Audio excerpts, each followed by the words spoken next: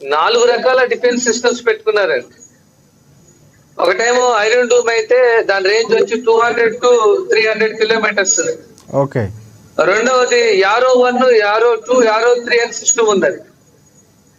ఆ తర్వాత మూడవది కింగ్ డేవిడ్ స్లింగర్ ఉంది, అది 500 కిలోమీటర్ల రేంజ్ వచ్చిందండి.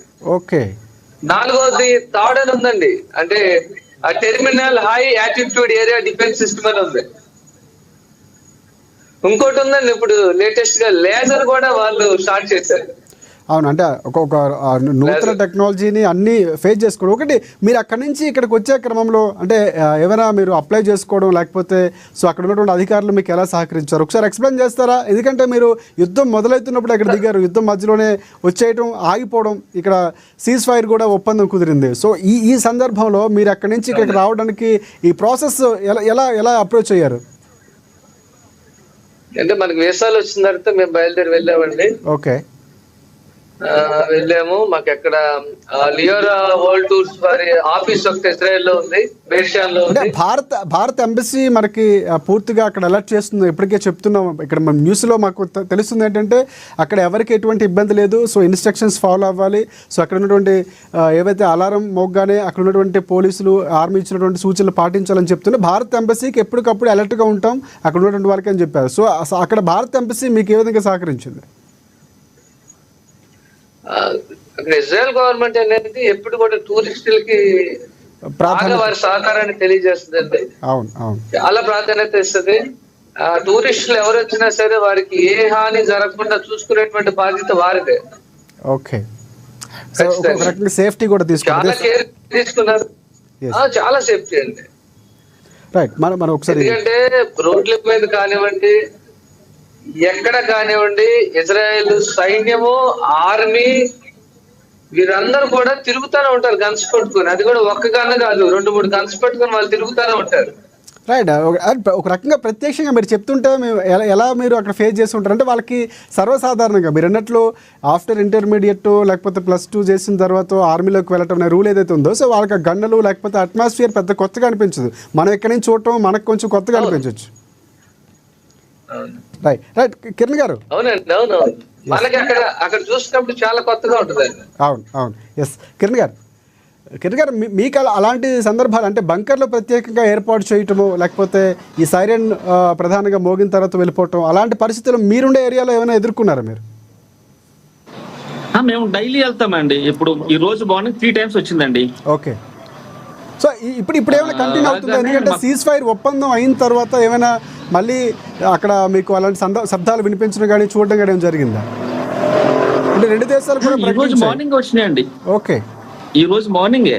సో అంటే మార్నింగ్ వచ్చిన తర్వాత సీజ్ ఫైర్ ఒప్పందం సంబంధించి ఇరాన్ స్పందించింది, తర్వాత ఇజ్రాయెల్ కూడా రెండు దేశాలు ప్రకటించాయి. అంటే మీరు చూసిన ఏదైతే ఆ విజువల్ ఏదైతే ఉందో ఆ తర్వాత సీజ్ ఫైర్ జరిగి ఉంటుంది. అవునండి, అయి ఉండొచ్చు. మాకు మార్నింగ్ 5:30 నుంచి 8:30 వరకు వస్తానే ఉన్నాయి. రోజు 3 times వచ్చింది. Okay okay. అంటే బంకర్లో మీరు ప్రత్యేకంగా బంకర్లోకి వెళ్ళటం, ఇండియన్ ఎంబసీ గురించి అడిగారు కదా. అవును చెప్పండి. అది ఎట్లా అంటే అండి, ఇప్పుడు మన ఇక్కడ వర్క్ చేసే వాళ్ళందరూ సెలవులకు వెళ్ళారు లాస్ట్ 2 months బ్యాక్. ఓకే. వాళ్ళు మళ్ళా ఇజ్రాయెల్కి రావాలంటే రీఎంట్రీ వీసా ఇస్తారు, అది 45 days 2 months అట్లా. ఒకవేళ 45 days ఇక్కడ యుద్ధంలో ఉండగా అక్కడ ఎక్స్పైర్ అయిపోయింది అనుకోండి, ఓకే, ఇజ్రాయెల్ గవర్నమెంట్ ఏం చేస్తుందంటే ఆటోమేటిక్ గా 1 month మళ్ళీ ఎక్స్పెండ్ చేసింది. సో ఆటోమేటిక్ గా నో అప్లై చేయాల్సిన లేదు, ఏం లేదు, అది ఆన్లైన్ అయిపోతుంది ఆటోమేటిక్ గా. Okay okay. ఈ రోజు న్యూస్ ఏమైందంటే ఇండియన్ ఎంబసీ నుంచి ఎవరైనా భయపడి ఇజ్రాయెల్ ఉండకూడదు వెళ్ళిపోవాలనుకుంటే కూడా అరేంజ్ చేస్తాం, టికెట్స్ కానీ మనకు కావాల్సిన డాక్యుమెంట్స్ కానీ, వితౌట్ పాస్పోర్ట్ కానీ ఎవరైనా ఉంటే ఒకవేళ. అంటే ఒక్కొక్క రకంగా అంటే పూర్తి స్థాయిలో అంటే స్నేహపూర్వక బంధం ఉంది కాబట్టి అక్కడ ఉన్నటువంటి వాళ్ళు ఫ్రెండ్లీగా ఉండటం, ఇందాక మనకి రాజు గారు కూడా చెప్తూ ఫ్రెండ్లీగా ఉంటాడు అక్కడ పోలీస్ వ్యవస్థ. మీరు అట్లాంటి సందర్భాలు ఏమైనా చూస్తారంటే ఆల్రెడీ మీరు ఉన్నటువంటి 1 kilometer దూరంలోనే పడింది అన్నారు. సో అక్కడ వాళ్ళు పోలీసులు లేకపోతే అక్కడ ఉన్నటువంటి కమాండ్స్ వాళ్ళు అక్కడ వీధిలో తిరగటం మీతో ఉన్నటువంటి సంబంధం ఎలా ఉండేది అంటారు? అంటే వాళ్ళు ఫ్రెండ్లీగా ఉండేవారా? ఎక్కడైతే మనకి అది పడిందో అండి అక్కడంతా మనకి రోప్ కట్టేస్తారు ఫస్ట్. Okay okay.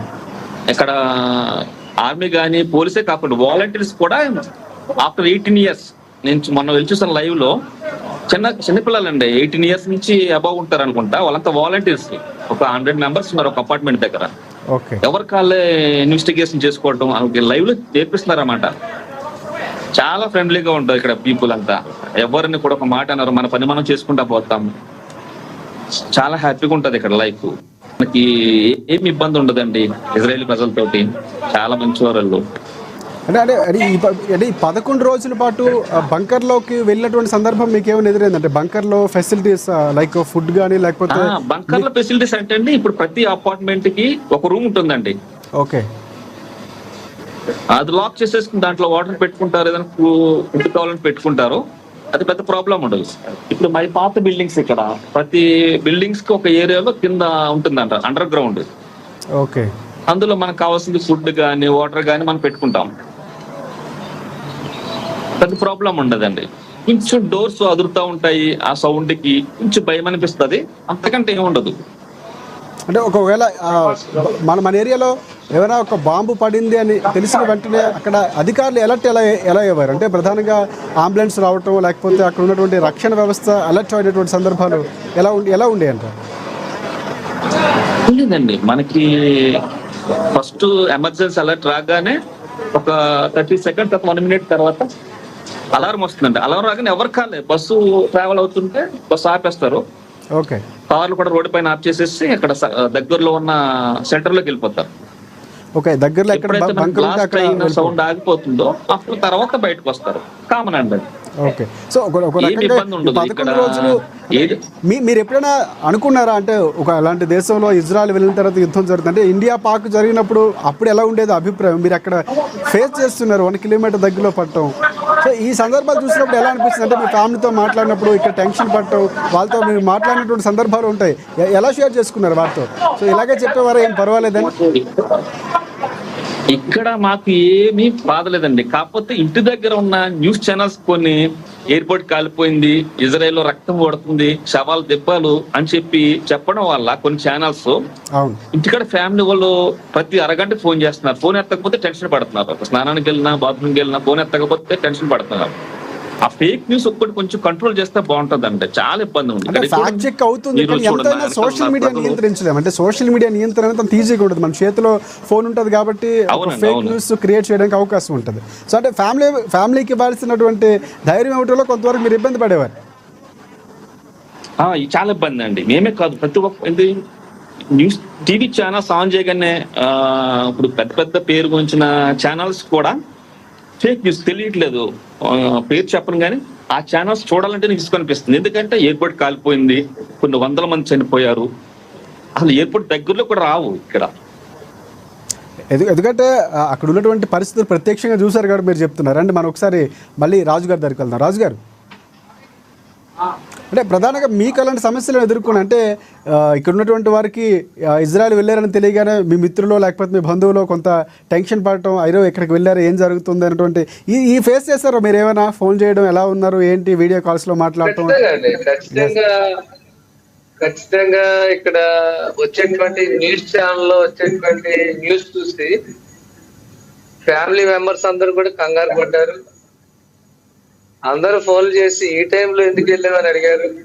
ఓకే, అయితే నేను అందరికి ఒకటే మాట చెప్పా, ఇక్కడ మేము సేఫ్ గా ఉన్నాం, హ్యాపీగా ఉన్నాం. ఇక విషయం చెప్పంటారా,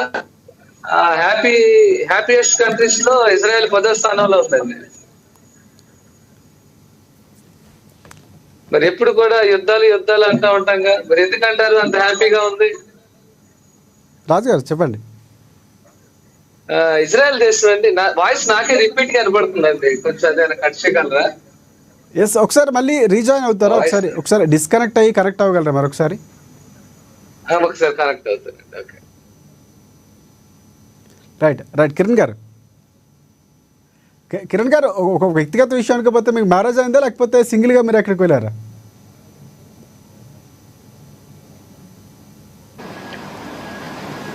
కిరణ్ గారు, నేను ఇక్కడ దగ్గరలో మనకి ఈ కిరణ్ గారు మీరు ఒక్కరే ఉంటున్నారా లేకపోతే ఫ్యామిలీతో పాటు? వాళ్ళు ఓకే, చెప్పండి. లేదు, నేను ఫ్యామిలీ అంతా హైదరాబాద్ లో ఉంటారండి. యాక్చువల్ గా మా ఈస్ట్ గోదావరి. ఓకే, నేను హైదరాబాద్ లో సెటిల్డ్ అనమాట. ఓకే, సో ఎన్ని సంవత్సరాలు అవుతుంది నేను మీరు 10 years నుంచి ఉంటున్నానండి ఇక్కడ. ఎన్ని ఇయర్స్ అండి? 10 years అండి. ఓకే, 10 years నుంచి ఉంటున్నారు. సో అవునండి, అవును. సింగిల్గానే ఉంటున్నారా? అంటే మనకు దగ్గర తెలిసిన వాళ్ళు లేకపోతే మీ చుట్టుపక్కల వాళ్ళు ఎవరైనా మీతో పాటు ఉన్నారు అక్కడ? అంటే జస్ట్ ఇప్పుడే చాలా మంది వెళ్ళిపోరు మనకి ఇక్కడ దగ్గరలో. నేను చూపిస్తాను మీకు, అందుకే వెళ్తున్నా. Okay okay. మనం లైన్ లో ఉండగానే ఒక బెంగళూరు అతను కలిసి వెళ్ళాడు. మన తెలుగు వాళ్ళు కూడా చాలా మంది ఇట్లా తిరుగుతూ ఉంటారు. So okay. సో మళ్ళీ చాలా మంది ఉంటారండి ఇక్కడ మనకి. సో అరౌండ్ ఎంతమంది ఉంటారండి మన తెలుగు వాళ్ళు కానీ లేకపోతే మన ఇండియా నుంచి వచ్చిన వాళ్ళు? అప్పుడప్పుడు మీరు మాట్లాడుకోవడం తెలుస్తూ ఉంటుంది కాబట్టి సో ఎంతమంది ఉండొచ్చు అంట? ఒక 50,000 ఉంటారండి. ఓ 50,000 చాలా ఐడియా ఎక్కువ. ప్రకారం. Okay okay. అండ్ 10 ఏళ్ళు ఉన్నారు కాబట్టి ఆల్మోస్ట్ మీకు ఐడియా ఉండి ఉంటుంది. అవునండి. Okay okay. అంటే మీరు ఈ మాట్లాడుకున్న మధ్య ఇంకా అప్పుడు ఎప్పుడైతే October 7 వార్ స్టార్ట్ అయిన తర్వాత ఓకే ఈ పాలస్తీన్ వాళ్ళని ఇక్కడికి రాకుండా బ్యాన్ చేశారండి. అప్పుడు కన్స్ట్రక్షన్ కానీ, లేబర్ కానీ, అగ్రికల్చర్ కానీ ఇండియన్స్ ఎక్కువ వస్తారండి, నార్త్ ఇండియన్స్. Okay okay. అంటే ఆ యుద్ధం సమయంలో రాజస్థాన్, మొత్తం గుజరాత్. సో మన సైడ్ నుంచి బీహార్ కానీ వీళ్ళు ఎక్కువ వస్తారు. అవునండి, అవును. ఓకే ఇదిగోండి ఇక్కడ ఇప్పుడు మనం దగ్గరలో ఉన్నాను. ఓకే మనకి ఇక్కడంతా శాలరీస్ అంతా, ట్రాన్సాక్షన్స్ అంతా పోస్ట్ ఆఫీస్ ద్వారా జరుగుతాయండి. ఓకే. పోస్ట్ ఆఫీస్ దగ్గరలో ఉన్నాను. రైట్. మొత్తానికి రాజు గారు మనకి మనం ఏఎన్ఎన్ ఛానల్లో కంప్లీట్గా అక్కడ ఉన్నటువంటి ఇజ్రాయెల్ ఆ దేశంలో ఎలా ఉందో చూపిస్తున్నారు. సో అదే ప్రాంతంలో 1 కిలోమీటర్ దూరంలో బాంబు పట్టడం వాళ్ళు చాలా ఈజీగా తీసుకోవడం అనేది ఇక్కడ నుంచి ఒక రకంగా మంచి అని చెప్పొచ్చు. ఎందుకంటే మేము బాధపడుతుంటాం, భయపడుతూ ఉంటాం, కానీ మీరు చాలా రిలాక్స్గా ఉన్నారు ఒక రకంగా. అసలు మీరు చెప్తాం కదండి, ఇక్కడ ఏమి ఉండదు. మనకి ఛానల్స్ ద్వారా కొంచెం ఇబ్బంది పెట్టేసారు తప్పించి ఏముండదండి. ఇదిగోండి ఇక్కడ ఉంటది, ఇదంతా బాంబ్ షెల్టర్ అనమాట. ఇలాంటి ఆర్మీ వాళ్ళు ఉంటారు ఇక్కడ. ఓకే. ఇది పోస్ట్ ఆఫీస్. మనకి మనం లైవ్ లో పెట్టినా ఏమి అనడం కానీ అట్లా ఏమి ఉండదు. సో అంటే ఇజ్రాయెల్లో సాధారణంగా మనం వింటూ ఇజ్రాయెల్ అనగానే కొంచెం స్ట్రిక్ట్గా ఉంటాయి రూల్స్ అనో లేకపోతే అనేవి అక్కడ ఉల్లంఘిస్తే చర్యలు తీసుకోవడం ఇలాంటివి వింటూ ఉంటాం, కానీ అట్లాంటి పరిస్థితులు ఉండవు అంటారు.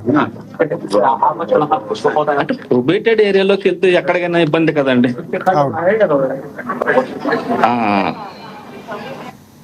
అట్లా అనమాట అండి. ప్రొబేటెడ్ ఏరియాలో మనం తీయొద్దు అంటారు, వీడియోస్ కానీ ఫొటోస్ కానీ. కనబదంతా కామన్ అండి. Okay okay okay. ఒక్క నిమిషం అండి, ఇక్కడ లోపల ఉంటారు.